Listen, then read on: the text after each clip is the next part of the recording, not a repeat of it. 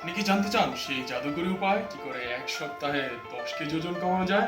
মাত্র এক ফাইলই যথেষ্ট। Houston, we have a problem.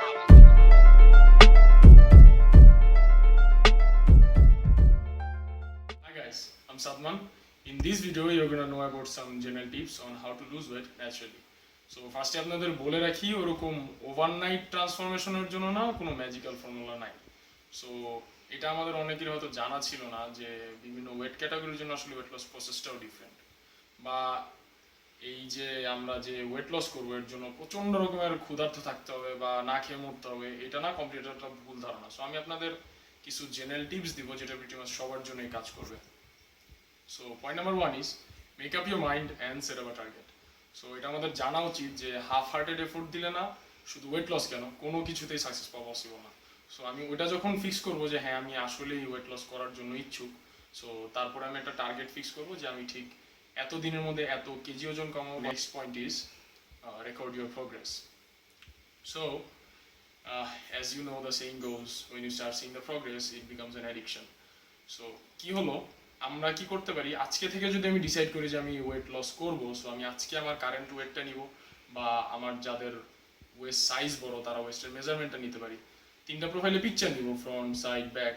So কি করব, আমরা প্রতি সপ্তাহ পর পর এই জিনিসটাকে আপডেট করব and we compare it with the previous one, which brings me to the third point: stop eating junk and oily food and minimize the amount of carbohydrate and sugar. 120, 150, 200, এই 300, এই 350, এই 400, এই 500, সাদমান, ভাত খাওয়া কি?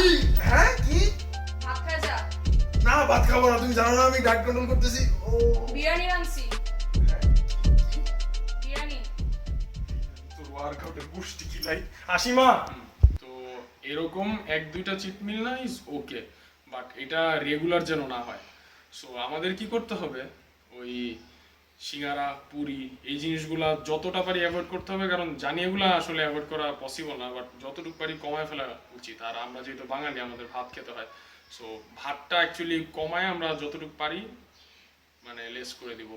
আর যেহেতু গরমকাল, সো আমাদের এখন পানি পিপাসা লাগলে আমাদের সফট ড্রিঙ্কের প্রতি আমরা ঝুঁকে যাই। সো এই জিনিসটা অ্যাভয়েড করে আমরা মেবি লেমন ওয়াটার নিতে পারি, বা নর্মাল পানি খেতে পারি, বা হয়তো ডাবের পানি ইজ গুড। সো এই জিনিসগুলো আমাদের করতে হবে। Increase the intake of water please. So এতক্ষণ যা বলতেছি এর মধ্যে এটা সবচেয়ে বেশি important point. And why is that so? কারণ আমার ফুল ওয়েট লস প্রসিডিওরটাকে ড্রাইভই করে আমার amount of water I am giving. So আমার নর্মাল যদি থাকি আমার ওয়েট লসের জন্য অ্যাটলিস্ট 3 লিটার পানি রেগুলার বেসিস আমার প্রতিদিন বডিকে সাপ্লাই করতে হবে।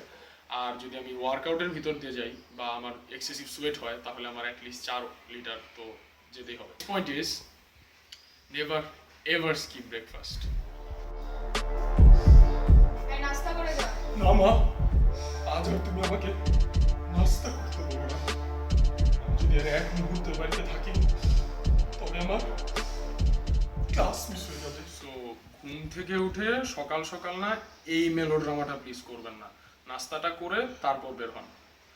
জানি অনেকে সকালে অনেক কাজ থাকে, সো আপনারা কি করতে পারেন, আগের রাতে ব্রেকফাস্টটা প্রিপেয়ার করে রাখেন, সকালে এটা নিয়ে বের হয়ে যান। কারণ আমাদের ব্রেকফাস্টটা আমাদের সারা দিনে কি কাজ করব এটার জন্য একটা কিক স্টার্ট দেয়, এবং এটা আমাদের সারা দিনের মধ্যে সবচাইতে ইম্পর্টেন্ট মিল, এবং এটা আমাদের সবচাইতে বেশি হেলদি হওয়া উচিত। Number 6, break your meals into 5 or 6 small ones instead of 3 large ones. ভাই যেহেতু বাঙালি সেই তো 3 বেলা পেট ভরে ভাত না খেলে তো আমাদের হয় না। সো এতে করে কি হয়, যেটা বলতেছিলাম, আমাদের বডিতে কার্বোহাইড্রেটের অ্যামাউন্ট অনেক বেশি বেড়ে যাবে। সো ওইটা আমাদের যেহেতু মিনিমাম রাখতে হবে, প্লাস আমি আপনাদের আগেই বলছি যে ক্ষুধার্ত থাকার আমার কোনো প্রয়োজন নাই। সো আমি কি করব, আমাদের প্রতি 4 ঘন্টা বা 5 ঘন্টা পর পর আমি একটা ছোটো মিল রাখবো, এবং এই জিনিসটা করলে আমাদের বডিতে মেটাবলিজমটা একটা কনস্ট্যান্ট রেটে থাকবে এবং এই body would turn into a fat burning machine. আর আরেকটা পয়েন্ট যেটা আমি আপনাদের বলতে চাচ্ছিলাম, it's not actually a point, but বিষয়টা হলো গিয়ে যে রাত্রে আমাদের বডিটা সবসময় রেস্টের জন্য প্রিপেয়ার হয়। সো আমরা রাত্রে যে খাবারটা দিব ওইটা আসলে ইউজড আপ হয় না। সো আমরা চেষ্টা করবো যেন রাত্রে 9টার পরে হেভি কোনো খাবার না যায়। আমাদের যদি তখন ক্ষুধা লাগে, অনেকের হয়তো রাত জাগতে হয়, সো আমরা তখন কি করব, আমরা এই ছোট ছোট স্ন্যাক নিতে পারি যেটা আমার ফল বা সালাদ দিয়ে হবে। So my last point is, guys, you need to work out. So that was all. Hope you enjoyed it. I'm signing off. Salman.